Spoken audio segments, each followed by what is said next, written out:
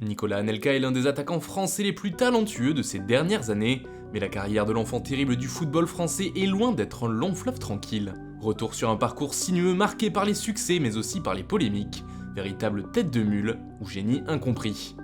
Le petit Nicolas fait ses débuts au FC Trappes Saint-Quentin et il est rapidement repéré pour ses qualités sur le terrain. À l'âge de 13 ans, il est accepté à l'INF Clairefontaine où il fait ses premières classes. Durant sa formation, il signe en faveur du PSG, s'entraîne en semaine à Clairefontaine et joue les matchs le week-end avec la réserve parisienne. Ses débuts sont prometteurs mais Anelka n'a que très peu de temps de jeu. En janvier 97, il n'a que 18 ans et le PSG attend qu'il signe son premier contrat pro. Mais à la reprise de l'entraînement, le jeune homme est à Londres pour négocier son futur contrat avec Arsenal. A l'époque, la réglementation est floue autour des jeunes sans contrat professionnel et elle permet à Arsène Wenger de signer Anelka pour 5 millions de francs, soit moins d'1 million d'euros. Chez les Gunners, les débuts ne sont pas évidents pour le gamin de Trappes, qui arrive dans une équipe avec des joueurs déjà bien installés en attaque comme Dennis Bergkamp et Ian Wright. Durant le printemps 98, ses relations sont délétères avec Arsène Wenger et il demande même à quitter le club londonien. L'OM se positionne, espère le récupérer mais au dernier moment, celui qui est déjà le grand ami de Jamel Debbouze claque un doublé avec Arsenal et lance enfin sa carrière chez les Gunners. C'est à ce moment-là qu'il connaît sa première sélection en bleu, le 22 avril 1998 face à la Suède, juste avant la Coupe du Monde. Il fait partie du groupe élargi pour le mondial mais ne sera pas retenu pour la compétition finale. En revanche, il sera bien de la fête à l'Euro 2000, on retiendra notamment son magnifique doublé contre l'Angleterre sur la pelouse du stade Wembley. La troisième saison à Arsenal est celle de l'aboutissement pour Anelka, il inscrit 17 buts et délivre 5 passes décisives en championnat, 19 unités toutes compétitions confondues. Sa capacité à prendre la profondeur grâce à sa vitesse fait des ravages en première ligue, il est d'ailleurs élu meilleur jeune du championnat lors de cet exercice 98-99. Sa cote est au plus haut et le Real Madrid met la main sur lui en posant un sacré pactole sur la table, environ 220 millions de francs, soit près de 34 millions d'euros, faisant de lui l'un des joueurs les plus chers de l'histoire à l'époque. Son acclimatation se passe mal au sein de la Casablanca. Décrit comme en marge du groupe, le jeune Nicolas vit des moments compliqués et va jusqu'au clash avec le club, refusant de s'entraîner. Une anecdote que raconte son entraîneur de l'époque, un certain Vicente Del Bosque. Un jour, il est arrivé dans le vestiaire et nous a dit qu'on n'était pas heureux de son succès, qu'on ne célébrait pas ses buts. Il n'est pas venu s'entraîner pendant 1 ou 2 jours, et le club l'a sanctionné. Après une grosse amende et une mise à pied, Anelka revient en s'excusant. Il rejoue avec le Real et devient un élément important sur la fin de saison. Il marque notamment 2 buts lors des demi-finales de la Ligue des Champions face au Bayern et remporte la coupe aux grandes oreilles, disputant en tant que titulaire la finale de la C1 face à Valence, au Stade de France, tout un symbole. Malgré cette légère embellie, le divorce semble inévitable et déjà l'aventure madrilène s'arrête pour l'attaquant français. Dans le même temps, le PSG cherche une tête d'affiche pour son nouveau projet et veut construire une équipe avec une vraie identité parisienne. Le club choisit Nicolas Anelka comme star qu'il paye à prix d'or, le tout nouveau président madrilène Florentino Pérez refusant de perdre trop d'argent sur ce dossier. Le PSG accepte de lâcher un montant similaire à celui que le Real Madrid avait payé 1 an plus tôt. Tête de gondole du nouveau Paris, Anelka est présenté devant 22 000 spectateurs au Parc des Princes, à la mi-temps d'un match amical. Les débuts sous les ordres de Philippe Bergerot sont bons pour Nicolas comme pour le club, mais une crise automnale vient tout bouleverser. L'équipe ne gagne pas un seul match durant le mois de novembre. L'entraîneur est remercié après une gifle retentissante, 5-1 face à Sedan. Luis Fernandez prend sa place, mais cette fois la mayonnaise ne prend pas, ça ne colle pas entre Anelka et le coach, qu'il avait pourtant lancé en pro quelques années auparavant. La suite de la saison est beaucoup moins bonne pour le gamin de Trappes, qui ne plante que 3 petits buts sur le reste de l'exercice. La saison suivante est pire puisqu'il ne marque que 2 buts en 12 matchs. L'attaquant du PSG est plusieurs fois écarté du groupe, la faute à de nombreuses altercations entre lui et Fernandez. Le départ d'Anelka semble tout tracé. Dès janvier, il est envoyé en prêt à Liverpool avec option d'achat, mais à l'issue de celui-ci, il n'est pas conservé par les Reds, et c'est le promu Manchester City qui rafle finalement la mise, avec un transfert estimé à 19 millions d'euros. Durant l'été, il n'est pas sélectionné en équipe de France pour participer à la Coupe du Monde au Japon et en Corée du Sud, mais chez les Sky Blues, Anelka s'épanouit enfin et montre tout le talent qu'il avait laissé entrevoir, notamment à Arsenal. Il ne manque aucune rencontre en championnat et marque 14 buts avec City, pour le plus grand bonheur de son coach Kevin Keegan. Nicolas est capable de gestes que je n'avais encore jamais vus durant toute ma carrière. Ses changements de rythme sont exceptionnels, il n'a que 24 ans, moi à 27 ans j'apprenais encore ce qu'était le football. Si Nicolas continue à développer ses qualités à ce rythme, il peut devenir d'ici 3 ans le meilleur attaquant du monde. De son côté, Anelka trouve enfin un coach avec qui il s'entend bien. Keegan est un patron qui ne se prend pas au sérieux, il rigole et chambre en permanence.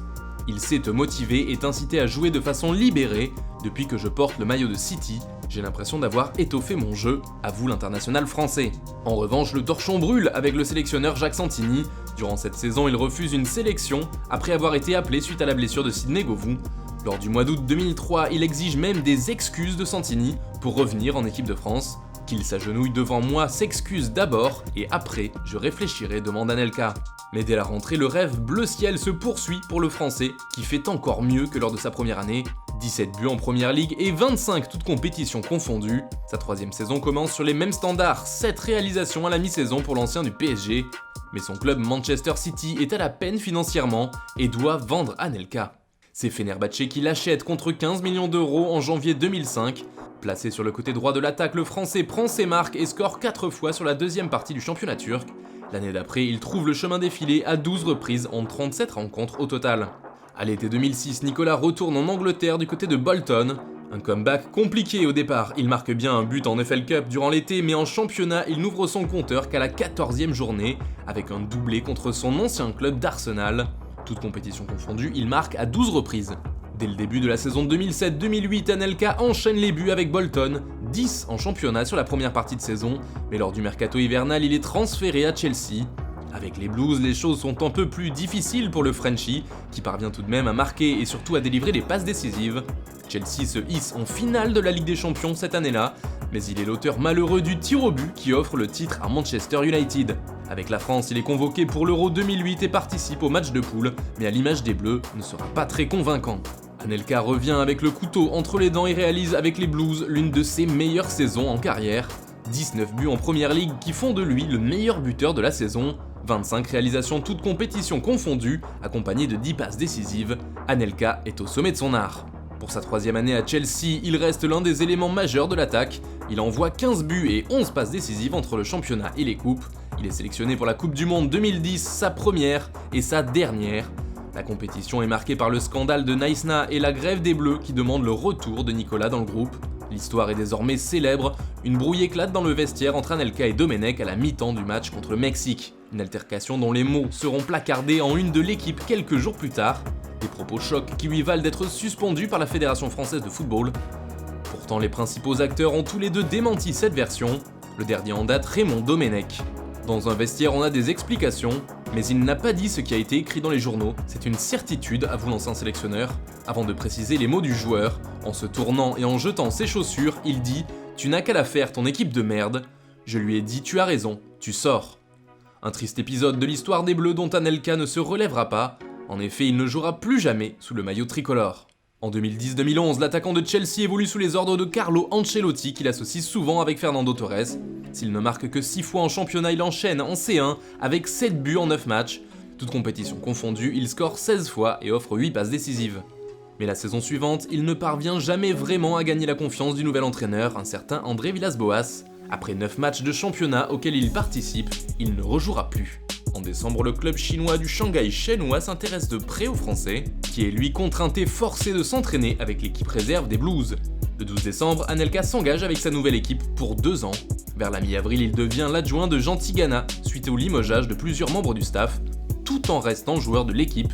Pendant la trêve du championnat chinois, il rentre en Europe et finit par résilier son contrat, qui le liait au Shanghai Shenhua. Il rejoint alors la Juventus pour 6 mois, une demi-saison durant laquelle il jouera 3 matchs, de quoi remporter un nouveau trophée, celui de Serie A.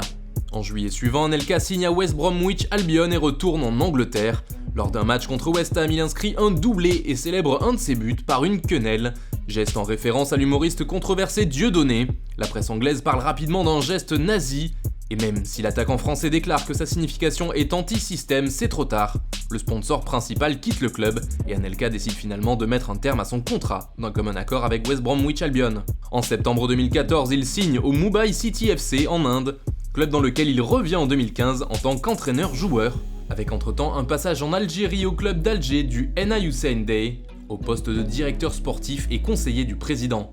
En novembre 2018, il devient intervenant auprès des jeunes du LOSC. Il crée aussi une académie de foot pour les attaquants en herbe, du côté de Tourcoing, une première en France. À l'instar d'un Samir Nasri ou d'un Hatem Ben Arfa, la carrière de Nicolas Anelka a été jalonnée de grands moments, mais aussi d'incroyables désillusions et scandales.